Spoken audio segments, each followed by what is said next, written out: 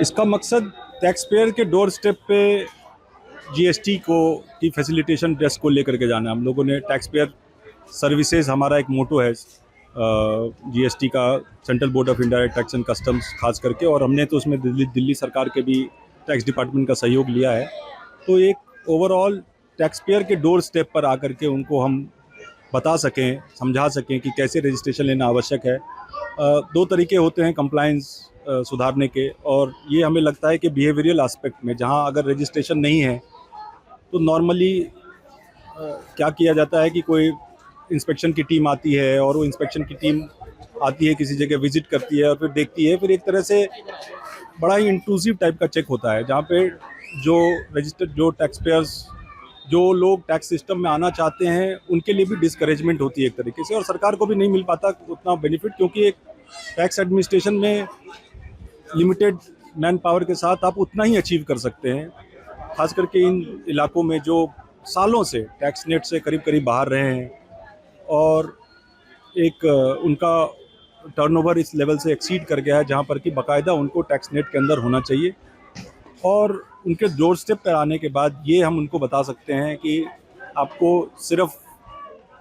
Tax GST से घबराने की आवश्यकता नहीं है। हम आपके डोर स्टेप पे हैं, हम आपके साथ हैं, हम आपको फैसिलिटेट करना चाह रहे हैं। हम सिर्फ इंक्वायरी इन्वेस्टिगेशन करने के लिए नहीं आते, हम आपको हैंड होल्डिंग कर करके कैसे आप एक कंप्लायंट टैक्स पेयर बन सके, उससे आपको बेनिफिट्स क्या होगी, वो भी हम अवगत करा रहे हैं। एक 6 महीने का हमने बाकायदा एक अभियान जो चलाया है कि जो भी एक स्कूल कॉलेजेस के बच्चों को हमने इसमें अपना जीएसटी ब्रांड एम्बेसडर बनाया है। तकरीबन 200 बच्चे हैं कॉलेजेस के, विभिन्न कॉलेजेस से, जो बड़ी एंथुजियास्टिकली आए हैं। स्ट्रीट प्लेज हमारे ऑफिसर्स ने ऑर्गेनाइज़ किया है, लोगों को आम लोगों को उनकी भाषा में जैसे समझाया जा सके, और रिस्पांस भी बड़ा अच्छा है। अभी तक जो मुझे 2 दिन में पता चला है कि बहुत सारी इंक्वायरीज़ हैं, कुछ ऑन स्पॉट रजिस्ट्रेशन भी हुए हैं, तकरीबन 100 के आसपास, शायद उससे ज़्यादा, और बाकी जो इंक्वायरीज़ हैं, जो कागजात चाहिए रजिस्ट्रेशन के लिए, वो सब हमें डिटेल्स आए हैं। हम लोगों को हैंड होल्ड करेंगे, उनको कैसे कंप्लायंस उनको करना है, कैसे उनको रिटर्न्स फाइल करनी है, हर चीज़ बताएंगे। कभी कभार काम मुश्किल है, ये सोच करके लोग छोड़ देते हैं कि क्या इन इलाकों में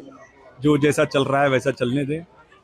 लेकिन हमें अब 8 साल हो गए हैं जीएसटी को, और हमें लगता है कि हमें एक ऐसा प्रयास करना चाहिए जहां